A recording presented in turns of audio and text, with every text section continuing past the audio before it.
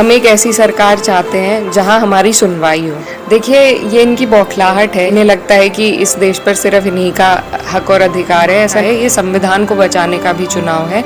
अब ये मणिपुर कांड हुआ, उस पर आलोचना हुई। गन्ने का पेमेंट रुका हुआ है। एक खुब्बापुर में जो पहले 13 महीनों का किसान आंदोलन जब बुलडोजर वगैरह चलाकर बिल्कुल असंवैधानिक चीजें। आज हम पश्चिमी उत्तर प्रदेश की कैराना लोकसभा में मौजूद हैं और आज हमारे साथ बातचीत करने के लिए मौजूद हैं इकरा हसन जी। तो इनसे बातचीत करते हैं। जी इकरा जी, सबसे पहले हम आपसे जानना चाहते हैं, केंद्र सरकार को 9.5 साल का समय हो चुका है, उनके कार्यकाल को कैसे देखती हैं आप? देखिए, 2 टर्म, डबल इंजन हमने सब देख लिया है और हर वर्ग इस सरकार में परेशान रहा है। खासकर अगर हम किसानों की बात करें और जो मज़दूरों की बात करें, गरीब जनता जितनी भी है सब परेशान रही है। लगातार जो है महंगाई बढ़ रही है और सिर्फ पूंजीपतियों की जेबें भरने का काम हो रहा है। सारी इन्होंने देश की जो पूंजी थी वो बेच दी है। तो इस तरह की सरकार से हमारा आपका कोई फ़ायदा हुआ नहीं, सिर्फ नुकसान हुआ है। देश भर में, दुनिया भर में हमारी अलग अलग बातों पर हमारी आलोचना हुई। पहले 13 महीनों का किसान आंदोलन चला, उस पर आलोचना हुई। अब ये मणिपुर कांड हुआ, उस पर आलोचना हुई। एक खुब्बापुर में जो वारदात, ये सब चीज़ें इसी सरकार की देन है। और अब 2 टर्म जनता ने इनको टाइम दिया है। इनके कार्यकाल, इनकी नीतियां देख ली, पहचान ली हमने। और अब मुझे लगता है कि जनता ने मूड बना लिया है कि जनता सरकार को हटाकर इंडिया गठबंधन को जिताने का काम करेगी इंशाल्लाह। जी, इंडिया गठबंधन के बारे में हम आपसे पूछना चाहते हैं। जिस तरीके से गठबंधन का नाम इंडिया रखा गया, तो कुछ लोगों को इंडिया नाम से दिक्कत होने लगी है, क्या कहेंगे आप उनको? देखिए, ये इनकी बौखलाहट है कि आज इन्हें लगता है कि इस देश पर सिर्फ इन्हीं का हक और अधिकार है। ऐसा नहीं है। हम सब लोग चाहे विपक्ष के हों, लेकिन हम अपने देश के लिए मजबूती से खड़े हैं, काम करते हैं। विपक्ष के भले हैं, लेकिन देश के लिए तो हम लोग सब एक ही हैं। तो ये जो इनकी मंशा दिख रही है नाम बदलने की, ये मुझे लगता है इनकी बौखलाहट दिखाती है और इसमें बेफिजूल खर्चा आने का अंदेशा है। तो बहुत सारी ऐसी चीज़ें हैं, गन्ने का पेमेंट रुका हुआ है, जो जायज़ चीज़ें हैं उन पर खर्चा ना कर अपनी ईगो को सेटिस्फाई करने के लिए ये लोग देश का पैसा बहाने जा रहे हैं। तो मुझे लगता है ये बिल्कुल बेबुनियाद और बिल्कुल ज़रूरी नहीं है ये करना। तो लेकिन सरकार जो है वो तानाशाही अपनी चलाती है, उस हिसाब से अपना कार्य कर रही है। लेकिन अब जनता समझ गई है, तो मुझे लगता है हम लोग सब सावधान रहेंगे इनसे आगे। मोदी जी एक चीज़ के बारे में और कोशिश कर रहे हैं, वो है 1 नेशन 1 इलेक्शन। तो उसके बारे में क्या सोचती हैं? देखिए, 1 नेशन 1 इलेक्शन हमारे देश में होना, एकदम से लागू करना मुझे नहीं लगता सही रहेगा। ये कई देशों पहले हमारे यहाँ भी होता था और किसी वजह से ही, क्योंकि इसमें क्या होता है, नेशनल इलेक्शन के अलग मुद्दे होते हैं और स्टेट इलेक्शंस के अलग मुद्दे होते हैं। जब पहले हमारे देश में ये लागू होता था तो इसकी आलोचना यही थी कि इसमें कहीं ना कहीं स्टेट इलेक्शंस के जो अपने मुद्दे होते हैं वो दब जाते हैं, उनका प्रभाव ख़त्म हो जाता है। तो हर हमारी जो स्टेट है उसमें कई भाषाएं हैं, कई तरह के कस्टम हैं, ट्राइब्स हैं, बहुत सारी अलग अलग प्रकार की चीज़ें हैं। तो उनके हिसाब से यहाँ पर चुनाव होते हैं और यही हमारे देश की खूबसूरती है। अगर सारे ही चुनाव एक ही उस पर होंगे, एजेंडे पर, जो नेशनल एजेंडा है, जो कि अलग होता है, तो मुझे लगता है कि हमारे जो स्टेट्स हैं उनकी जो अपनी समस्याएं हैं वो छुप जाएंगी। उनको हम उतने अच्छी तरीके से उनका निस्तारण नहीं कर पाएंगे। तो इसलिए, और अचानक से इसको लागू करना, या तो एक सिस्टमैटिक स्कीम के तहत लागू हो, लेकिन अचानक से लागू करना, इसमें केवल फिजूल खर्ची होगी। तो अभी ये सिर्फ गठबंधन तोड़ने के लिए ये इस प्लान को ला रहे हैं।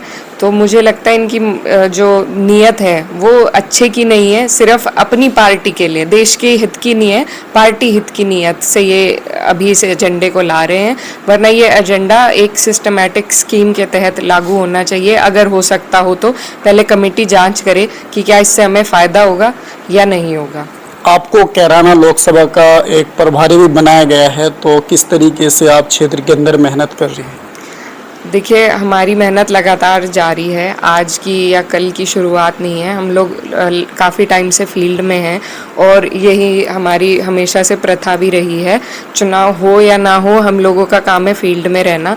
अब आगे चुनाव का वक्त आ रहा है, तो सभी लोग मिलकर कोशिश करेंगे कि गठबंधन के लिए मजबूत एक वो बनाया जाए संगठन और मजबूती से चुनाव लड़ाया जाए और ये सीट कम से कम अपने इलाके की, हम इस सीट को भाजपा से रोकने का काम करेंगे।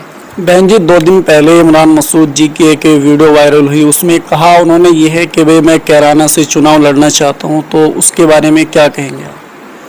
जी, मैं उस बारे में, देखिए अभी बहुत लोग हैं जो दावेदारी कर रहे हैं और हम भी दावेदारी कर रहे हैं और भी बहुत लोग हैं, बहुत से ऐसे चेहरे हैं, तो और सबको अधिकार है दावेदारी करने का। ये फैसला जो दोनों हमारे जो गठबंधन के शीर्ष नेतृत्व है उनका रहेगा कि किसे वो इस लायक समझे, इस बड़ी जिम्मेदारी के लायक, जिसको भी वो समझेंगे हम लोग सब उनके साथ रहेंगे।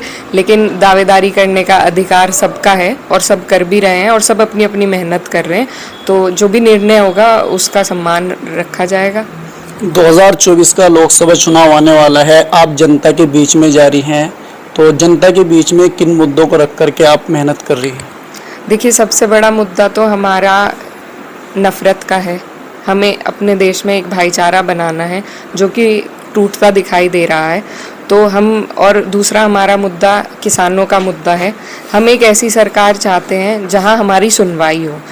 हर पेमेंट के लिए हमें धरने देने पड़ते हैं, हमें बैठना पड़ता है, लेकिन कहीं भी हमारी हर पेमेंट के लिए अगर हमें बैठना पड़ेगा तो मतलब आप आदत से मजबूर हो गया है। ये जो हमारे गन्ने मिल का प्रशासन है या सरकार है, इन्हें किसी बात से फ़र्क नहीं पड़ता, इन्हें किसानों की मजबूरी से फ़र्क नहीं पड़ता। तो हम चाहते हैं कि ऐसी सरकार आए जहाँ कम से कम हमारी सुनवाई हो, हमारी समस्याओं का निस्तारण हो। तो वही मेन मुद्दा हमारा ये है कि एक ऐसी सरकार आए जो हमें समझे, हमारी मुसीबतों को समझे और हमारा निस्तारण करे। बहन जी, आखिरी सवाल हमारा आपसे ये है, जिस तरीके से उत्तर प्रदेश के अंदर बाबा जी की सरकार है और अक्सर कर देखने में आता है कि बुलडोजर द्वारा फैसला किया जाता है, कोर्ट कचहरी उसका कोई ख्याल नहीं रखा जाता, उसके बारे में क्या कहेंगे आप? देखिए, ये बहुत ही असंवैधानिक तरीका है। हमारा देश एक संविधान पे चलता है जिसमें हर तरीके के कानून मौजूद हैं और कई कानून हैं हमारे जिनसे हमें किसी, अगर कोई आदमी दोषी भी है तो उसे भी हमें सज़ा देने का अधिकार एक संवैधानिक तरीके से हमारे पास है। तो जब वो तरीके हैं हमारे पास उपलब्ध हैं, तो हम क्यों इस तरीके के जो ये बुलडोज़र वगैरह चलाकर बिल्कुल असंवैधानिक चीज़ों के तहत हम लोगों को परेशान कर रहे हैं। तो ये इससे सिर्फ इस सरकार की तानाशाही सोच का पर्दाफाश होता है और ये बिल्कुल एक सही तरीका नहीं है। जंगल राज इसे कह सकते हैं। फिर तो हमें कोर्ट कचहरी में ताले लगा देने चाहिए। जब झटपट इसी तरह कोई भी सरकार में बैठेगा और वो किसी के लिए कोई भी फैसला ले देगा, तो उससे तो देखिए जंगल राज होने की स्थिति ज़्यादा रहेगी। तो मेरा यही मानना है कि संविधान को भी हमें बचाना है। ये चुनाव जो 2024 का है, ये संविधान को बचाने का भी चुनाव है। तो हम लोग सब मिलकर कोशिश करेंगे कि डॉक्टर BR अम्बेडकर ने जो ये हमें संविधान दिया है, उसको हम सब जो हम इसके नागरिक हैं उसको बचाएं, उसकी रक्षा करें। ये जो भाजपा के तानाशाह हैं उनसे अपने संविधान की रक्षा करने का काम करेंगे। तो चलिए दोस्तों, अभी हम कैराना लोकसभा में मौजूद हैं। हमारी बातचीत हो रही थी बहन इकरा हसन जी से। तो 2024 लोकसभा चुनाव के बारे में अगर आपके मन में कोई सवाल हो, कमेंट बॉक्स में लिख सकते हैं। शुक्रिया।